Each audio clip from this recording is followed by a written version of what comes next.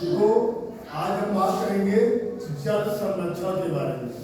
जल संरक्षण क्योंकि जल ही जीवन है और हम लोगों को इस भावना के साथ जल का बचाव करना चाहिए, क्योंकि आने वाला जो समय है वो बहुत कष्टदायक हो सकता है। अगर जल का संरक्षण हम लोग नहीं करेंगे तो क्या होगा कि हमारी जो आने वाली पीढ़ी है उसको जल के लिए बहुत सारी समस्याओं का सामना करना पड़ेगा। तो कुछ हम 3 पॉइंट के बारे में अभी बात कर रहे हैं जल संरक्षण के बारे में कि जल को हम कैसे बचा सकते हैं। तो सबसे पहले बताया गया है कि नदियों पर बांध बना करके, जो तमाम सारी ऐसी नदियां हैं जिसमें बहुत पानी अनावश्यक रूप से बह करके और खाली स्थानों पर जा करके स्टोर हो जाता है, जो एक बाढ़ का रूप धारण कर लेता है। इससे लोगों को, एक तो जो ऊंचे स्थान पर लोग रहते हैं उनको भी पानी की कमी के कारण से उनकी ना तो फसलें हो पाती है, ना ही वनस्पतियां अच्छे से उग पाती है, उनका जनजीवन बहुत प्रभावित होता है। दूसरी चीज क्या होता है कि जब नदियों पर बांध नहीं होता है तो ये पानी खाली स्थानों में पहुंच जाता है जहां पर बाढ़ का रूप धारण कर लेता है, और उस बाढ़ के आने के कारण से भी वहां का जनजीवन प्रभावित हो जाता है, वहां की फसलें नष्ट हो जाती है। तो सबसे पहले हम लोगों को ये ध्यान देना है कि नदियों पर बांध बनाना चाहिए, और जब नदियों पर बांध बनाया जाएगा तो उससे क्या होगा कि ऊंचे स्थानों पर पानी को आसानी से भेजा जा सकेगा, और जहां पर बाढ़ आती है वहां पर बाढ़ रोका जा सकेगा,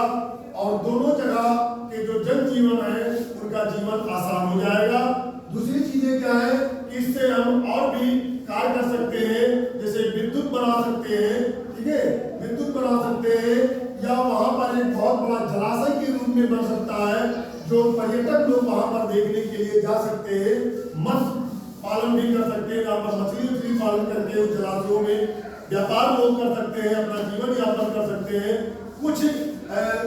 नदियों पर जो बांध बने हैं उनके नाम लेंगे, जैसे भाखड़ा नागर बांध जो है ये परियोजना सतलज नदी पर बनाया गया है, और ऐसे एक दूसरा है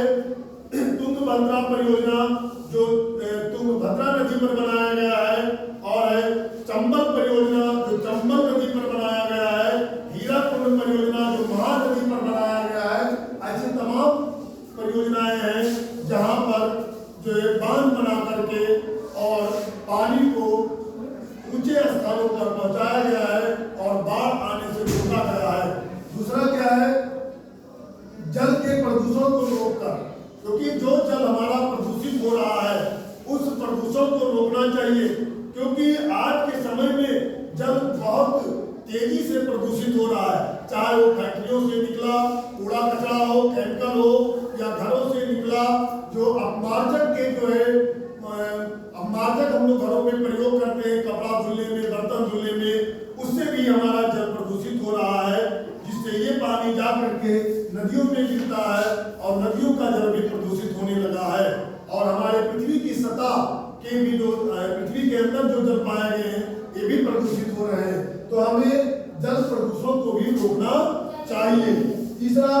जो है वर्षा जल संग्रहण, जो वर्षा का जल होता है इसको भी हमें संग्रहित करना चाहिए, इकट्ठा करना चाहिए, क्योंकि उस जल का भी अपव्यय ना होने पाए, उसका नुकसान ना होने पाए, और उस जल का उपयोग करके हम अपने जीवन में उसका अच्छे से उपयोग करें। जैसे आप देखते हैं कि मरुस्थलीय क्षेत्रों में लोग अपने छतों के ऊपर बहुत बड़ी बड़ी जैसे बाउंड्री बना करके